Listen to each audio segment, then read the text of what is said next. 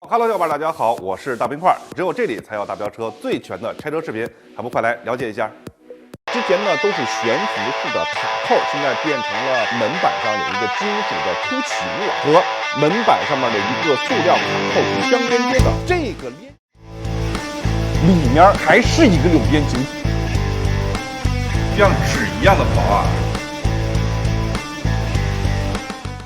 Hello， 小伙伴，大家好，欢迎回到这一期的大飙车呢，我是薛俊峰，当然也是那个只会说真话的大冰块。今天呢，就是这台 B9.5 代啊，中期改款的奥迪 A4 最后一期了，就是前后门内防撞梁和甲醛那点事儿。那我们昨天呢，跟小伙伴去聊了底盘的部分，总体来说呢是没有什么大的变化啊。如果没有看过小伙伴呢，还是老规矩啊，关注一下我们的公众号大飙车，包括我们的网站3w 大飙车全拼.com。首先呢，还是来聊一下门本身，先看一下门的内饰板吧，里面是没有新棉的。对照了一下我们之前很早拍的那台 B8 和 B9， 发现啊，从 B9 开始新棉就没有了， B8 那一代呢还是有新棉的。去审视这一个车的门的内饰板时候，会发现它不是说因为某些科技，对吧？我们不用新棉也可以把声音给降下来了，不是这样的，是因为呢，它就是不想给你装。我们为什么要这么说？在这辆车的门的内饰板上面还是会看到很多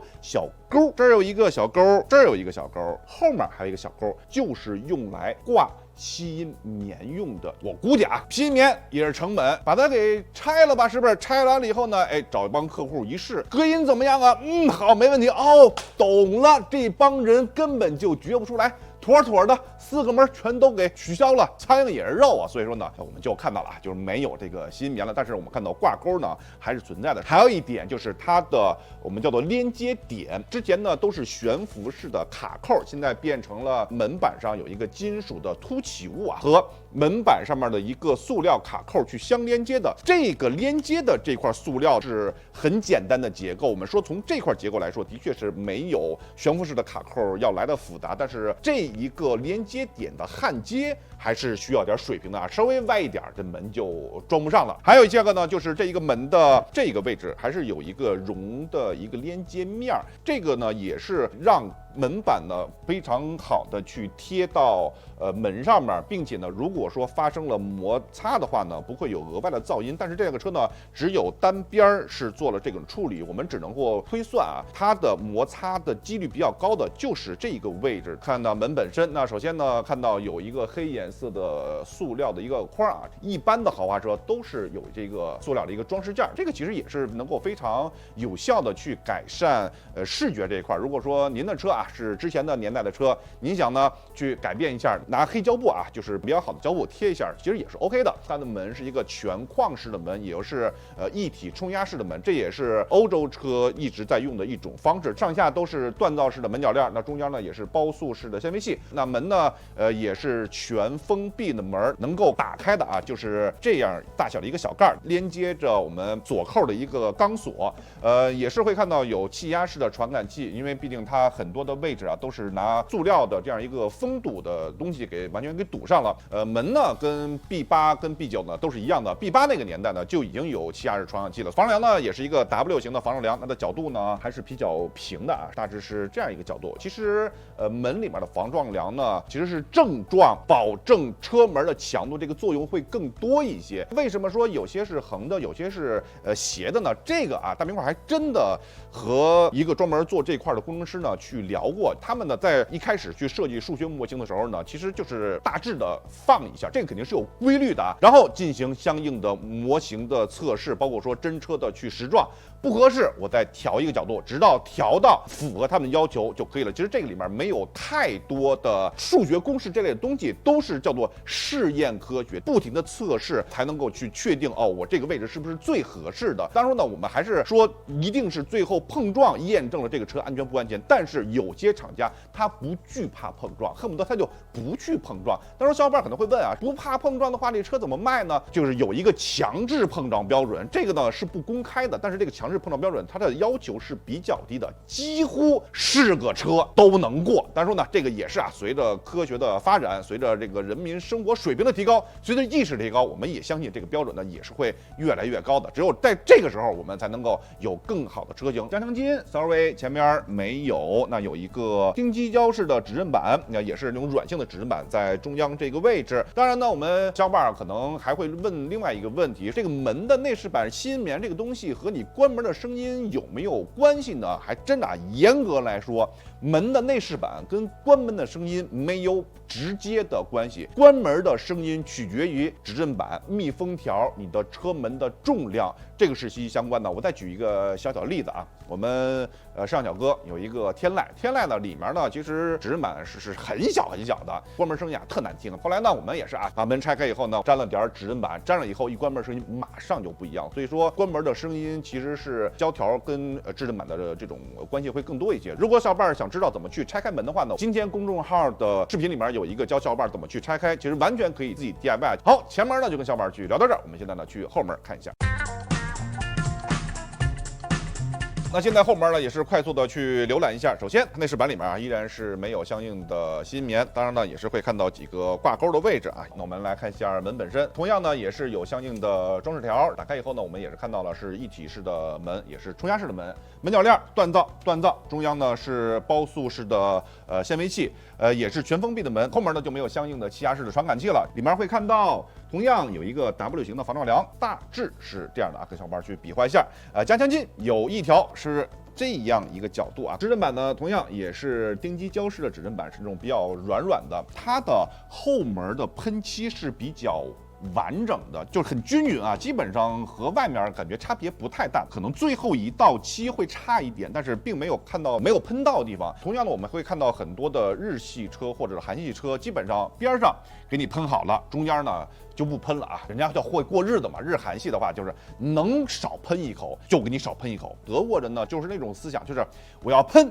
我就给喷好了，这是完全不一样的设计风格。一个叫做会过日子，对吧？一个呢叫做我要把东西做好。但说呢，最后能不能用不否认都能用，但是这个的确是不一样的做事的观念，做得好和做得够用完全是两个不同的境界啊。那现在呢，就是来看看这台车钢板的问题啊，我们去看一下。好，我们来看一下这台车后排钢板的这点事儿啊。对于奥迪而言呢，我们真的一点都不担心。那我们也是观察了一下，当然它也是那种大众跟奥迪用的那种粘的形式啊，会完全把后面这一个绒面啊用胶粘死在座椅上。我们也是撕开了一小块，看了一下钢板还是蛮厚的，也是测试了一下，无论是6这个位置还是4那个位置呢，都是有钢板的，并且这个车中央这一块呢是可以单独打开的，后面还是有一个解锁的位置啊。那么现在呢就是最后一个项目了，就看看这台车地板的填充物、大线还有甲醛和 TVOC 到底什么样，我们现在去看一下。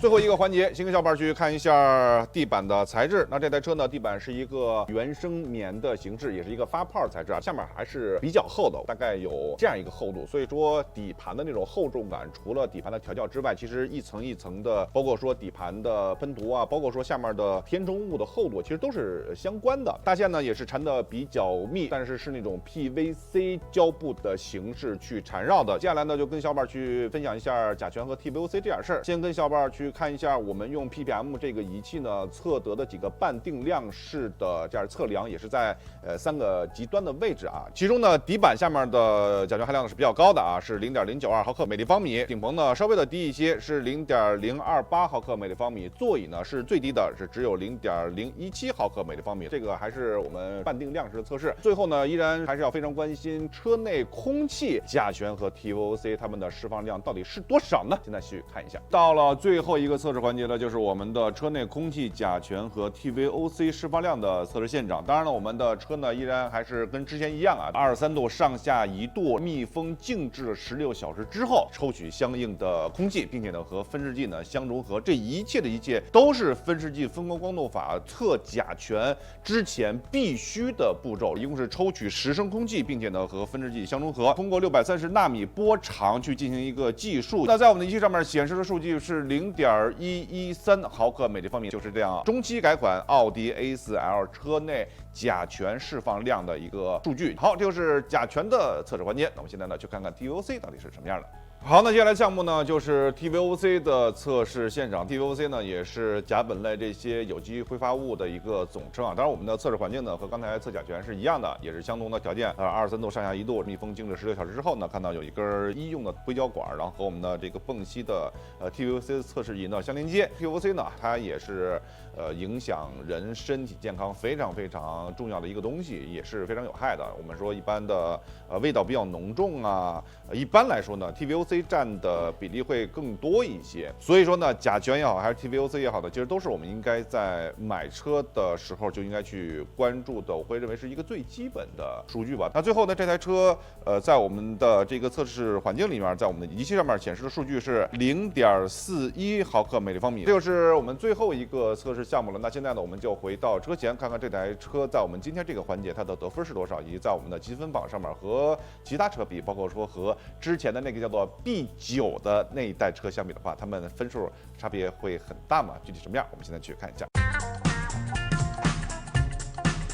那我们现在呢，就来总结一下这台中期改款的 B9.5 代的奥迪 A4 啊，得分到底是多少？那我们还是老规矩呢，在说今天的最后一项得分之前呢，先回顾一下我们前2期的得分。这台车在前后防撞梁的部分，在满分61分的情况下呢，它的得分是50分啊，这个真的是一个挺高的成绩了。底盘的部分呢，在满分55分的情况下呢，这台车得到的是45分，也是和之前的 B9 那一代的产品并没有什么太大的差别。那在今天前后门内防撞梁和甲醛这一环节，在满分43分的情况下，它最后的得分呢是28分，这个成绩稍微的差了一点，但是呢，我们的确会看到，其实该有的基本上都有了，但是呢，说门里面的加强筋这个有一个门是没有的，并且呢，甲醛呢是稍微的高一些，但是还好啊，头枕呢都是全的。那我们最后呢，在我们的积分榜上面跟小伙伴去公布一下这台车最后的分数是多少，以及再跟小伙伴去聊聊这台车现在啊销量呢真的没有以前猛了，为什么呢？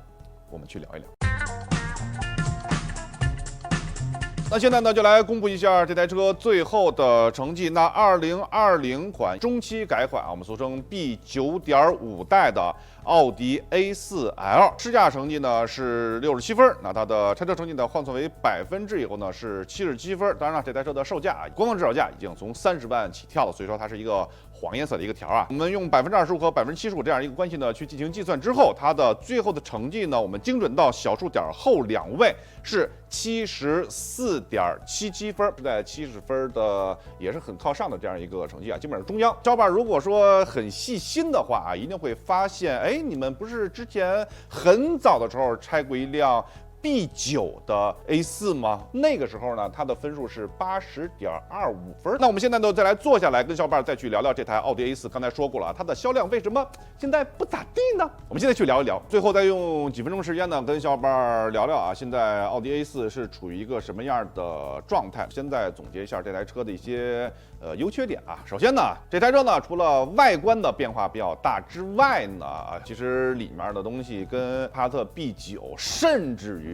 帕萨特 B8 呢都没有大致的区别。当然了，这个外观啊，见仁见智，这点事儿不说了。里面呢，说实话没有什么特别新鲜的感觉。奥迪呢还是那个奥迪，拆开以后呢，还是会发现奥迪用料还是很猛的。在 BBA 里面，其实奥迪一直也是一个用料比较好的车型之一，其他的地方赶不上别人，是不是？用料呢依然是它的强项之一。奥迪呢，其实一直给人是一种比较中庸的感觉，它并没有更多的棱角，外观吧很张扬吗？现在看的话，其实就算它改款之后呢，也没有说特别张扬，因为它一直是那种比较内敛的这样一个性格。你说操控这边呢没有特别好，但是呢的确也不错。它就是一个什么呀？如果按照一个人算的话，就是它没有彰显自我性格的这种愿望。因为现在很多年轻人都是愿意去彰显自我的性格，我一定要与众不同。哎，奥迪这个人群可能真的还都不是这样，就是踏踏实实过日子。